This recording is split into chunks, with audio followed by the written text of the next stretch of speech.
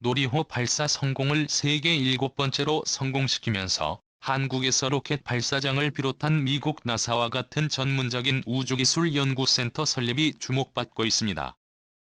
달 탐사, 인공위성 개발, 그리고 앞으로 5G 시대 이후 6G 통신망의 시대에는 인공위성을 통해 통신망을 공급하는 시대가 도래할 것으로 전망되면서 로켓 발사장을 갖는 것에 대해서 세계 각 국가들은 치열한 경쟁을 벌이고 있습니다.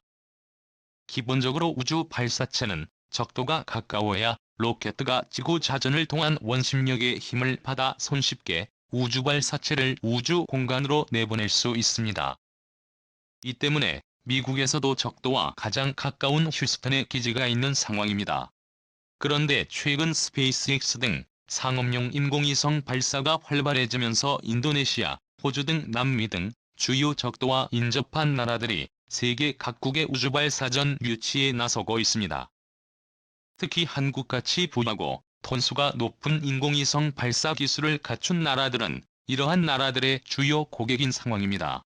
더욱이 대한민국은 국토의 면적이 좁고 로켓 발사정을 지으려고 하면 환경단체들의 극심한 반발로 짓지 못하는 경우가 발생하고 있습니다.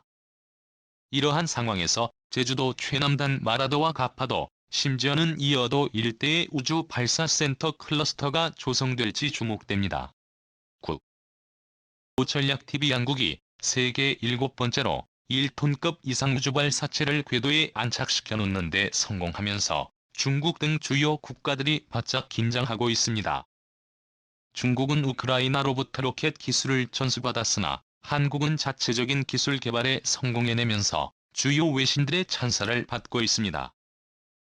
한국은 조만간 달 탐사 위성 달의 궤도를 도는 우주 발사체 개발에도 조만간 개발에 착수할 예정입니다.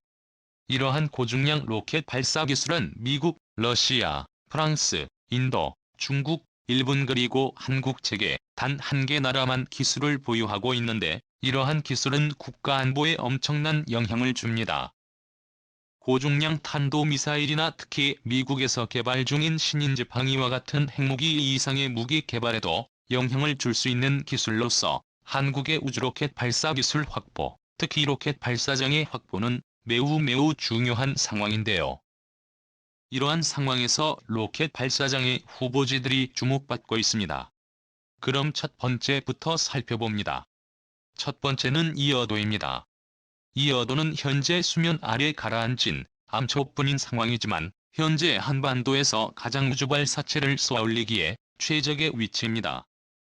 이어도는 한반도에서 가장 적도와 가까운 갯벌이 가능한 지역으로서 이어도의 우주로켓 발사장을 짓게 될 경우 지구의 원심력을 이용해 발사할 수 있어서 이론적으로는 가장 알맞은 땅입니다.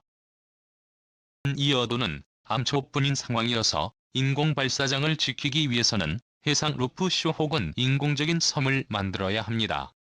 이 때문에 이어도의 로켓 발사장을 위한 인공대지를 개발하여 로켓 발사장을 만들게 될 경우 로켓 발사의 성공률이 매우 높아집니다. 아니라 해외의 수많은 상업용 위성개발 업체에서는 성공 확률이 높은 인공위성 발사장을 찾아 고가의 비용을 투자하고 있는데 이어도에 이러한 로켓 발사장이 만들어지게 된다면 전 세계로부터 위성 발사를 유치해낼 수 있을 것으로 전망됩니다. 로켓 발사에는 항공 노선이 지나는지 여부도 로켓에 잔해물이 떨어질 것을 대비해야 하는데 이웃 국가와 인접해 있으면 매우 불리해집니다. 최근 이어도가 있는 하늘의 관제권이 일본에 속해 있었으나 최근 다시 한국이 되찾아오면서 이어도의 하늘은 한국이 통제가 가능할 뿐 아니라 이어도는 대양 한복판에 위치해 있는 특성상 한국 영토 중 그 어느 지역보다 가장 안전한 발사 환경을 만들 수 있을 것으로 보입니다. 하지만 너무 외딴 섬으로 동떨어져 있고 태풍 등 자연재해를 피할 수 있는 시설을 만드는데 천문학적인 돈이 투입되기 때문에 많은 예산을 들일 각오를 해야 하며 중국과 같은 이어도의 영유권 주장을 하는 나라들과 외교적 마찰을 각오해야 합니다. 두 번째는 마라도입니다. 마라도는 국내 대부분의 우주 전문가들이 꼽은 최적의 로켓 발사장 위치로 거론되어 왔습니다. 제주도와 가까워 연구원들의 윤택한 연구 환경과 정주 여건을 마련할 수 있고 더 주변의 두 인접 국가가 멀리 떨어져 있어 발사 환경이 최적한 지역입니다. 현재 마라도의 인구는 50여 명 수준으로 우주센터 개발을 위한 보상이 용이할 것으로 전망돼 유력한 우주센터 후보지로 거론되어 왔습니다. 하지만 환경단체들의 극심한 반대로 인해 무산돼 버린 상황입니다. 그뿐 아니라 마라도는 로켓을 실어 나를 수 있는 저반 시설이 갖춰진 제주도의 은진항과 10가량 떨어져 있고 또 마라도 자체가 해안선이 매우 가파른 지형 조건으로서 로켓을 해상으로 운반하기가 매우 까다로워 로켓발 사전 개발을 위해선 많은 비용이 필요할 것으로 보입니다. 세 번째는 가파도입니다. 가파도는 마라도와 제주도 사이에 있는 마라도보다는 어느 정도 사이즈가 되는 섬입니다. 제주도와 떨어진 거리도 1-3 정도에 불과해서 16교를 만들어 손쉽게 로켓 운반이 가능합니다. 사이즈도 크고 주변에 송악산 등 아름다운 관광지가 많아서 관광객 집객 효과도 엄청날 것으로 보입니다. 또 연구원들의 가장 큰 문제점은 자녀들의 교육 환경과 가족들이 살만한 주거지가 마땅치 않았다는 점입니다. 이 때문에 많은 엘리트들이 한국의 우주연구원을 그만두는 경우가 왕왕 발생합니다. 하지만 가파도 인근에는 고도이국제학교 신시가지와 같은 제주도의 강남으로 불리는 시가지 개발이 이루어지면서 가족이 딸린 연구원들이 정주할 만한 충분한 고급스런 환경이 마련돼 있는 상황입니다. 특히 가파도는 일제의 비행장이 남아있어 예로부터 항공 요청지의 성격이 있었으나 방치돼 있는데요. 한국이 일제의 흔적을 지우고 이곳에 새로운 우주센터를 지어 가파도와 연계한 세계적 규모의 우주센터를 만들어야 한다는 의견이 나옵니다. 곧 저월 일대에는 국제학교 설립이 이루어지면서 해외 연구원 유치에도 매우 탁월한 상황입니다.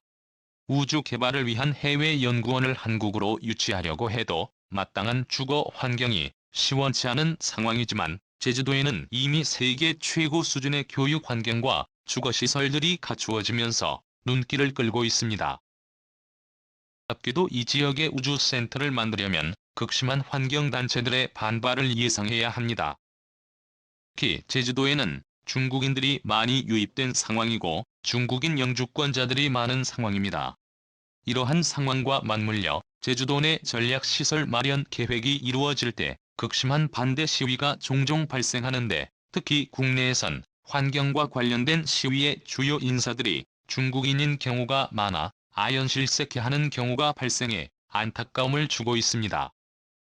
이 때문에 제주도 가파도 우주센터 개발이 이루어질 경우에도 이러한 친중단체들의 반발을 유의할 필요가 있다는 지적이 나옵니다. 네 번째는 호주 다윈입니다.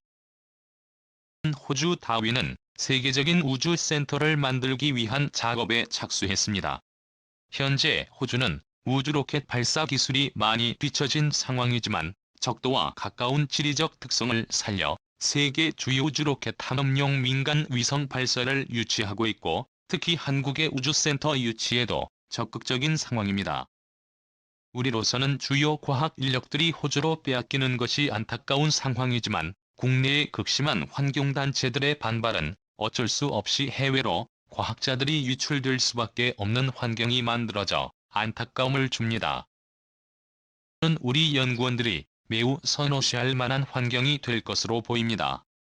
기본적으로 자녀 양육을 위한 환경이 세계 최상위 수준이며 자녀들의 영어 교육이 용이하고 또 퇴사 후 현지에서의 취업 등이 유리할 수 있을 것으로 전망돼 호주의 한국우주센터 개발은 많은 호응을 받을 것으로 전망됩니다. 그러나 우리 연구자들의 유출이 이루어지는 것을 막으려면 최대한 국내에서 우주로켓 발사장의 개발을 좀 더 서둘러야 하며 연구원들이 편하게 거주할 수 있는 지역을 찾아야 할 것이라는 지적이 나옵니다. 한국의 우주개발 역사는 이제 화려한 꽃을 피우기 시작했습니다. 한국의 우주로켓 개발은 비단 순수한 과학 분야에만 국한된 게 아니라 안보 분야에 직접적 영향을 줄 뿐 아니라 특히 인접국인 중국의 집중적인 견제를 받으면서 시민단체로 위장한 각종 친중국 단체들을 주의할 필요가 있다는 지적이 나옵니다. 시청해주셔서 고맙습니다.